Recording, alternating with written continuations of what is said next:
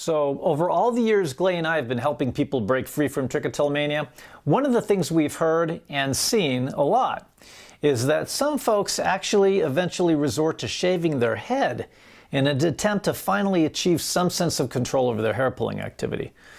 So sure, if you remove your hair, then there's certainly nothing left to pull. And for example, at our YouTube channel, I'll say, perhaps understandably, these people are sort of celebrating. They leave comments saying things like, I shaved my head 2 months ago and I've been pull-free ever since. It's almost like at least some part of them believes they've been cured now. And it sounds like they're trying to share the good news, that they've actually found a cure and that they want you to know about it just in case, maybe you want to try it yourself. But is this really any kind of sustainable solution? Is taking the extreme measure to cut off all your hair really the answer? Is that really the path to a cure? You can imagine we have some thoughts about that. Stay tuned. So look, there's no denying that if you cut off your hair, let's say the hair on your head, then there's nothing left to pull. And that means you can't pull, and that also means that, at least for now, you are pull-free. But are you actually cured at this point? Now I gotta say something to you. We've also heard from a lot of these same people that once they went some period of time remaining bald, shaving all the time, keeping it bald, and they're not pulling, you know what typically happens? They discover their eyebrows, or their eyelashes, or other hair somewhere else on their body, and all of a sudden, that's where they're pulling from now. Now why would that be?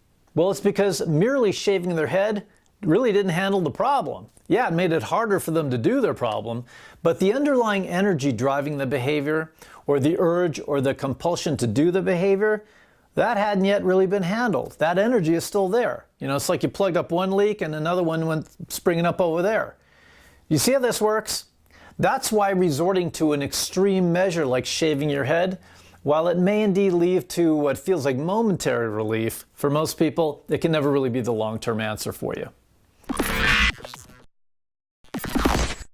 One final thought on this, just to give you a little bit of a different perspective, a bit of a different angle on the topic.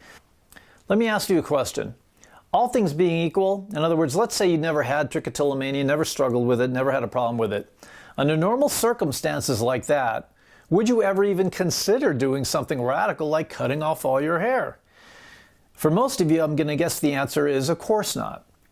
So why would you ever consider doing something like this? Not out of choice, that's for sure. More likely it's out of fear. Fear of what you'd have to continue to endure if you don't take the extreme measure of cutting off all your hair. It's like the lesser of two evils. Sure, making the choice to cut off your hair is difficult and painful, but the thought of continuing to have to endure the struggle of trichotillomania, that's worse. But you know what? Listen, this goes across the board, and I'm going to tell you this first and foremost as a life coach, not just a life coach, but a life coach who happens to specialize in behavioral change, and then specifically in the area of trichotillomania. Listen, in life, choices made out of fear are almost always going to be the wrong decisions. Do yourself a favor and write this down somewhere. Choices made out of fear, decisions made out of fear are almost always going to be the wrong decisions. In other words, choices made out of fear of what will happen bad, if you don't do this or that, those kind of choices are almost always going to backfire on you. Don't let fear run your life. Don't let fear dictate your choices for you. Think about it. For a lot of us, that's how we do it. That's how we make choices all the time. Instead, if your struggle with trichotillomania is painful, then handle the struggle with trichotillomania. Don't cut off your hair. It's like, my hand hurts, and it hurts a lot, so, I'm going to cut off my hand. If your hand is hurting, it's hurting for a reason. There's always a good reason for pain. There's always a good reason for struggle. Get to the bottom of why you're struggling with hair pulling, as in, figure out what's not working in your life. Because chances are, that's why you're pulling your hair. Hair pulling is and always has been a stress coping mechanism. Do what it takes to think through and resolve that issue in your life, and you'll have gone a long way to solving your hair pulling issue as well. And the good news is, you'll still have your hair when you're done. I hope you enjoyed this week's video. If you did, please like and subscribe to our channel. We'd love to be able to notify you when we have new content, more helpful videos coming your way. And you know what? Go ahead and hit the reply button below and leave us a comment. Talk to us. How has this video impacted you? If you're watching this video through our Facebook community page, please leave a comment there. We'd love to meet and chat with you. If you're watching this video at our YouTube channel, feel free to leave your comments and questions there as well.